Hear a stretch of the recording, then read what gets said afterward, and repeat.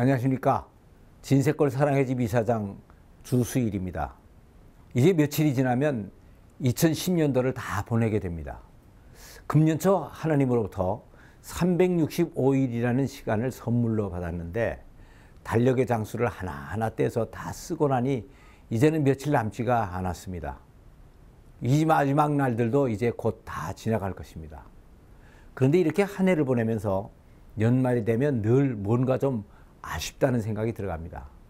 그 이유는 나이가 한 살 더 먹는다는 생각이 들어서 그렇기도 하지만 다른 한편으로는 금년 한 해도 별로 한 일이 없이 그 많은 날들을 무의미하게 다 보냈기 때문인 것 같습니다. 그러나 이제 하나님으로부터 다시 또 2011년이라는 또 다른 새날을 선물로 받게 될 것입니다.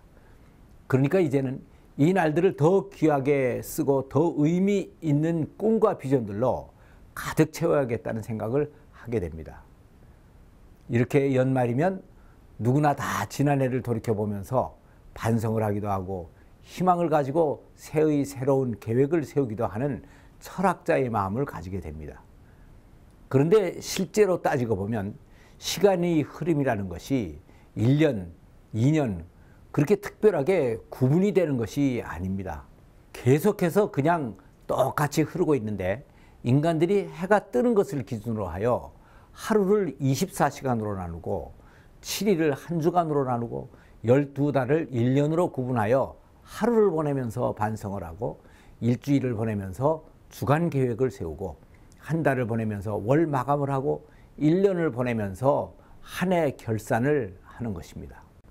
그래서 이러한 반성들은 우리 인간들이 긴 인생을 살아가면서 처음 새로운 목표를 변하지 않고 끝까지 이뤄가는데 큰 도움을 주게 됩니다.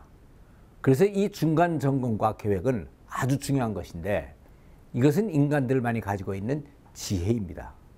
동물에게는 이러한 지혜가 없습니다. 그래서 시편 기자는 시편 90편 12절에서 우리에게 우리의 날 계수함을 가르치사 지혜의 마음을 얻게 하소서라고 고백을 하고 있습니다. 이 말씀은 바로 우리들이 과거의 삶을 반성하고 앞으로 살아나갈 날들에 대해서는 계획을 세우면서 살아가는 것이 지혜의 근본이라는 것을 가르쳐주고 있습니다. 저는 이런 것들을 보면서 대나무의 특성들을 다시 한번 생각을 해봅니다. 대나무는 나무이면서도 바로 이러한 지혜를 가지고 있기 때문입니다. 대나무는 속이 비었고 가늘면서도 길고 곧게 자랍니다. 그래서 우리들의 실제 생활에도 용도가 많이 있습니다. 그리고 휠지언정 꺾이지를 않아서 절개의 상징이 되고 잎이 수려하고 아름다워서 시인들과 화가들이 작품의 주제로 많이 쓰고 있습니다. 그래서 시인 윤선도는 오우가에서 대나무를 이렇게 칭송하고 있습니다.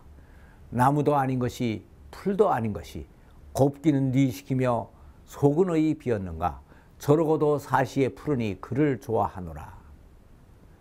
아닌 게 아니라 대나무를 자세히 살펴보면 가늘면서도 길게 자라는데 그 속이 비어 있습니다. 그리고 중간에 휘는 것도 없이 곧게 자랍니다. 그리고 속이 비어 있으면서도 약하지가 않고 강합니다. 그런데 이렇게 되는 비결은 바로 나무의 중간중간에 마디가 있기 때문입니다. 만일 대나무에 이런 마디가 없었다면 그렇게 곧고 강하게 자랄 수가 없을 것입니다. 그래서 우리들은 이 대나무에서 많은 교훈을 얻습니다. 그것은 우리들이 인생을 살아가는 데에도 반드시 중간 점검이 있어야 된다는 것을 가르쳐주고 있습니다. 그래야 처음 세운 인생의 목표를 향해 변함없이 나갈 수가 있습니다. 그런데 여기에 비해서 칡넝쿨 같은 것은 중간에 마디가 없고 방향성도 전혀 없습니다. 그래서 이 칡넝쿨은 별 가치가 없고 변절의 상징이 되는 것입니다. 그런데 오늘날의 현대인들의 가장 두드러진 특징 중에 하나가 바로 이 삶의 목표가 없거나 또는 산만하고 잘못되어 있다는 것입니다. 그리고 너무 바쁘게만 살아가고 있습니다. 그래서 자기가 살아가는 것을 점검할 수 있는 정신적인 여유가 없는 것입니다. 그래서 한참 살다 보면 자기도 모르는 사이에 다른 데로 가고 있는 경우가 많습니다. 그래서 우리들은 한 해를 마무리하는 이 시점에서 대나무의 마디를 보면서 인생의 목표를 재점검하는 자세를 가져야 됩니다. 대부분의 사람들은 다 나름대로 자기 삶의 목표는 가지고 있다고 생각들을 합니다. 그러나 이 목표들은 대부분 궁극적인 인생의 목표가 되지를 못합니다. 열심히 공부를 하는 사람들에게 왜 공부를 하느냐 하고 물어보면 좋은 학교 가기 위해서 공부를 한다고 대답을 합니다. 그러면 왜 좋은 학교를 가느냐 하고 물어보면 좋은 직장에 들어가서 월급을 많이 받으려고 한다고 대답을 합니다. 그러면 왜 월급을 많이 받느냐 라고 물으면 그게 좋은 게 아니냐 라고 반문을 합니다. 그런데 이렇게 돈을 많이 받고 출세를 한다는 것은 결국 나 자신만을 위한 것으로 내 삶의 수단이지 인생의 목표가 될 수는 없는 것입니다. 그래서 진정한 나의 삶의 목표를 다시 찾아야 되는 것입니다. 골로새서 1장 16절을 보면 만물이 그에게 창조되되 하늘과 땅에서 보이는 것들과 보이지 않는 것들과 보좌나 주권자나 정세나 권세들이 다 그로 말미암고 그를 위하여 창조되었고 라는 말씀이 있습니다. 이 말씀은 인간뿐 아니라 모든 자연 만물까지도 다 자기만을 위해서 존재하지 않고 하나님을 위해서 존재하기 위해서 창조가 되었다는 것을 말해주고 있습니다. 그런데 여기서 하나님을 위해서 존재한다는 것은 바로 만물이 서로를 위해서 존재한다는 것을 의미합니다. 그래서 이 우주 속에 자기만을 위해서 존재하는 존재는 아무것도 없습니다. 그래서 모든 피조물들은 창조주 하나님 안에서 자기 존재의 목표를 찾아야 됩니다.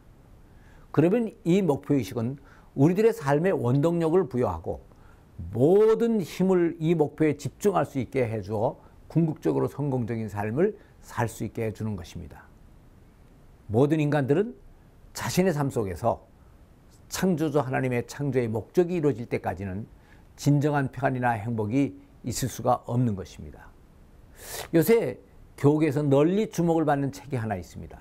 그것은 바로 미국의 새드백 교회의 릭 워렌 목사님이 지으신 목적이 이끄는 삶이라는 책입니다. 이 책은 우선 그 책의 제목에서부터 사람들이 인생의 목적에 대해서 다시 한번 깊이 생각할 수 있는 계기를 마련해 줍니다. 그러나 역설적으로 생각해 보면 그동안 우리들이 얼마나 우리들의 삶의 목표에 대해서 무관심하게 살아왔는가 하는 것을 확인해 주는 것입니다.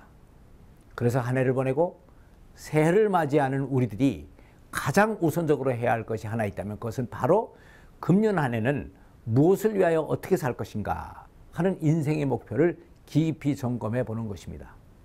이것이 바로 대나무 마디의 교훈을 바로 받아들이는 것이고 우리들의 날들을 계수하는 지혜를 가지는 것입니다. 감사합니다.